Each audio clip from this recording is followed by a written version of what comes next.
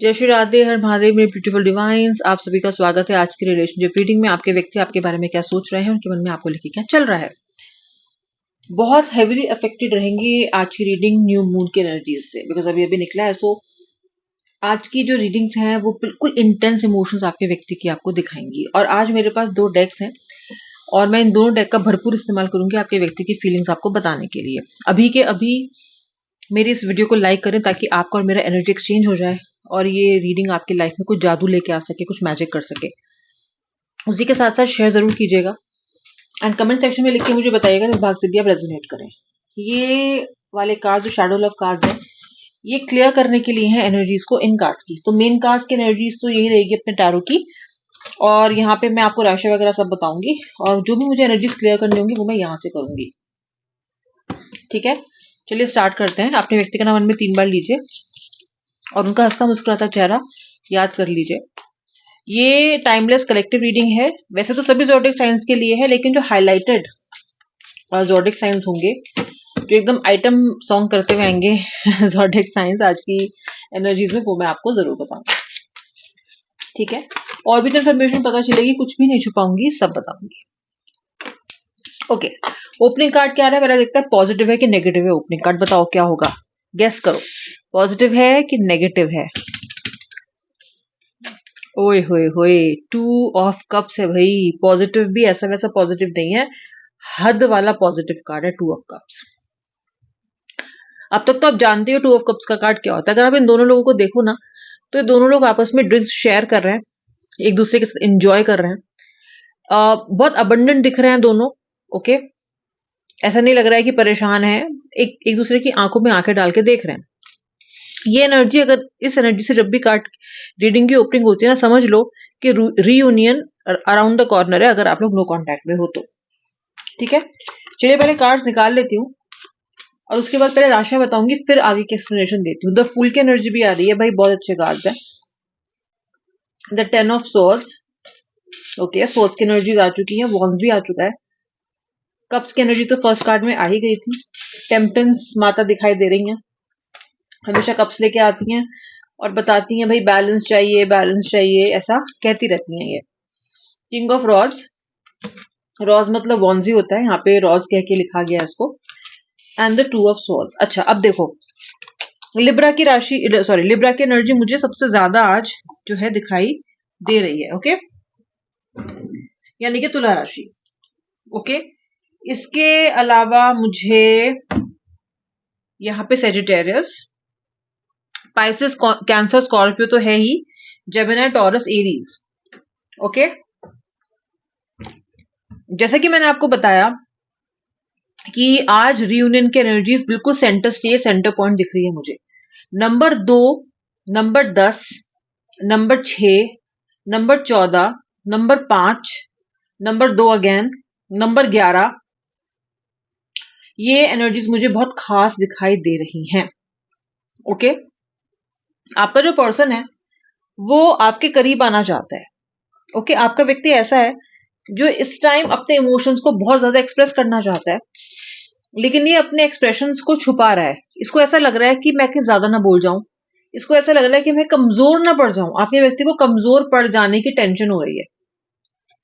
Okay, यानी कि जो लड़ाई झगड़ा हुआ है, चाहे वो छोटी बात पे हुआ हो, चाहे वो बड़ी बात पे हुआ हो, आपके व्यक्ति की ईगो बहुत ज्यादा इसके बीच में आ रही है।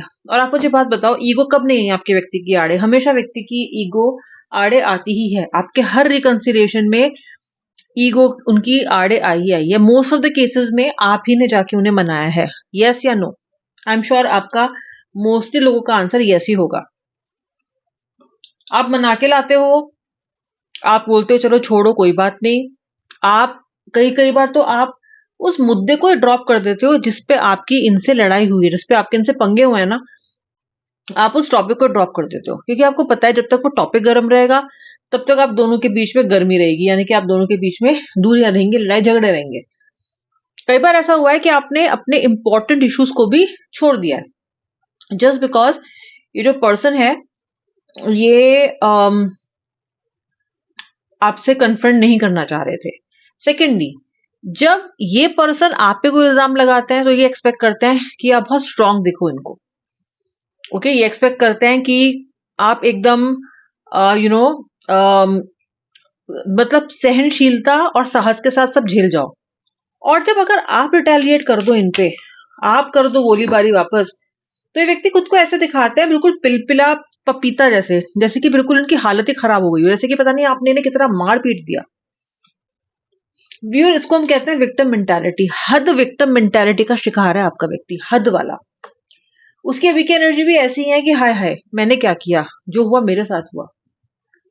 अच्छा ठीक है, मैंने इसे कुछ कह भी दिया तो क्या हो गया, इसको तो पता है मैं कैसा हूं, मुझे मना लेती।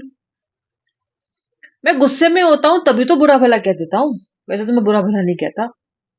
अगर मैंने अपशब्द कह दिए तो मैं थोड़ा ना हमेशा कह देती हूँ, इसी ने कुछ किया है तभी मुझे कहना पड़ा, वरना मैं तो अपने आप थोड़ा संयम रखता हूं या रखती हूँ।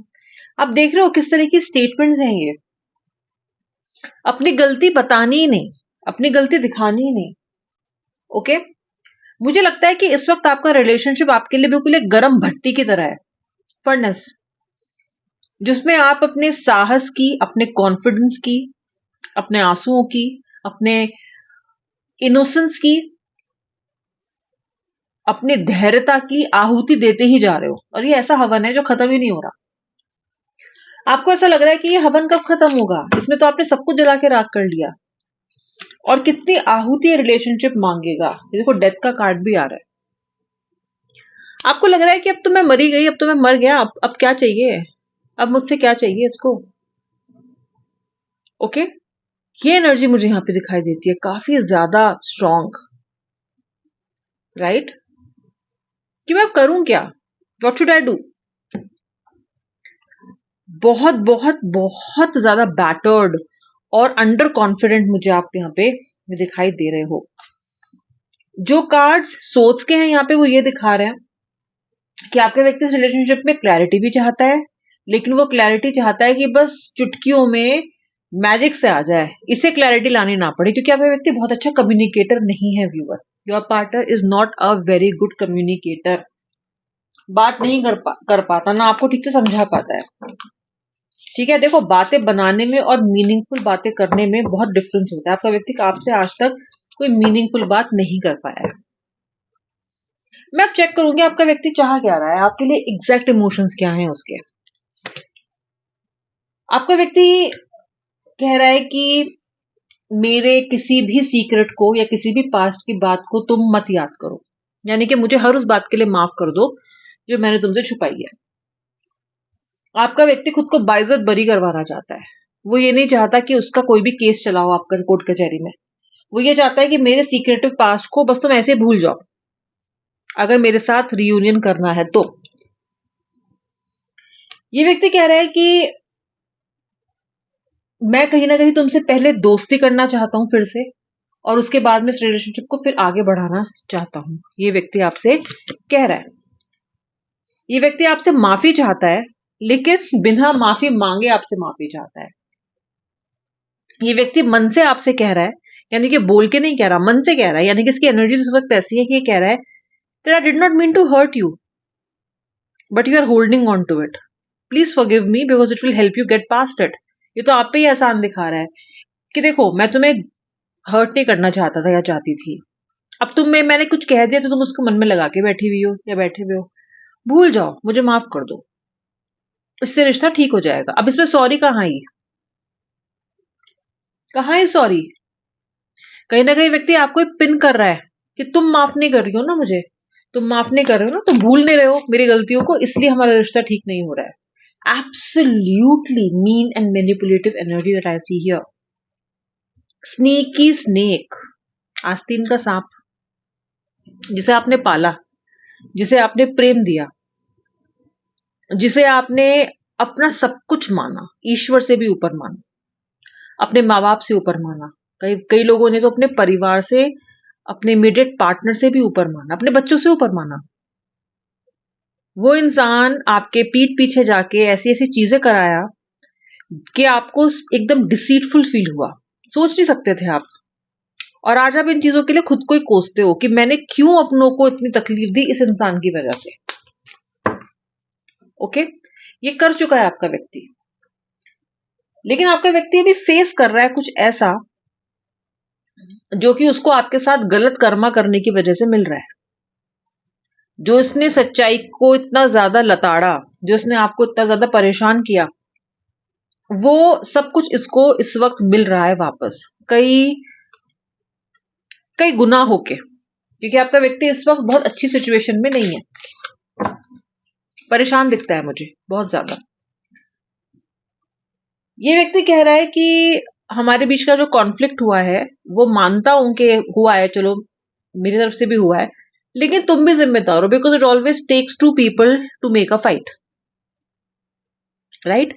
Like it always takes two people to make a relationship, same way वो आपको दिखा रहा है, आपको एक तरीके से कहो कि चिढ़ा रहा है कि दो लोग लगता है लड़ाई करने में, मैं अकेला नहीं था।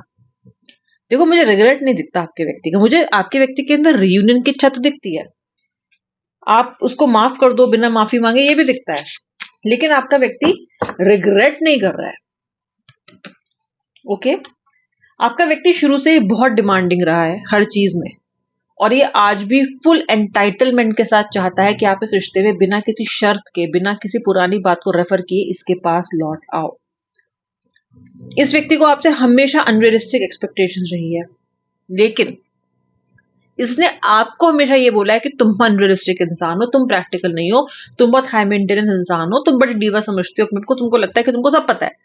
मतलब जो ये खुद को समझता है, जो ये गलतियां खुद करता है, वो ये खुद नहीं मानता, बल्कि उन सब गलतियों को ये दिखाता है कि आप वो गलतियां करते हैं और ये नहीं करता। तो कहीं ना कहीं हद विक्टिम मेंटालिटी और अपना मंड देना सामने वाले के सर पे। ओके, मुझे भी दिखता है कि आपका व्यक्ति किसी और के साथ, आपके साथ जब नो कांटेक्ट में है, तो इस व्यक्ति का किसी और के साथ एक ब्रीफ अफेयर भी हुआ है। Okay, something that was very short lived, लेकिन किसी और थर्ड पार्टी के साथ इनका कनेक्शन बना है। जो लोग जानते हैं वो तो जानते ही हैं, पर जो लोग नहीं जानते हैं मैं उनके लिए बता रही हूँ। ओके, आपका व्यक्ति आपको बहुत याद कर रहा है और एट द सेम टाइम आप पे बहुत गुस्सा भी कर रहा है, बहुत गुस्सा आ रहा है इसको आप पे। या तो इसने आपको ऐसा कुछ करते हुए देखा है, या इसने आपको स्टॉक किया है, कुछ तो ऐसा है कि किसी बात पे इस व्यक्ति को आप पे बहुत गुस्सा आ रहा है। ठीक है, ये व्यक्ति अब एक कॉन्क्वेस्ट पे है। किस चीज के कॉन्क्वेस्ट पे? ये अपनी एनर्जीज को सेटल नहीं कर पा रहा आपके बिना। ओके, बार बार याद आ रहे हो, बार बार आपकी एनर्जीज को परेशान कर रही है। ये इस बात से भी पीस नहीं कर पा रहा है कि आप इसके बिना रह पा रहे हो।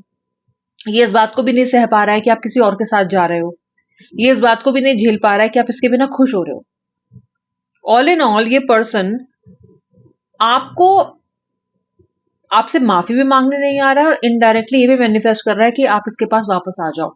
ये व्यक्ति आपको पूरी तरीके से अपने पास लाना चाहता है, लेकिन ये कुछ एक्सेप्ट नहीं करना चाहता।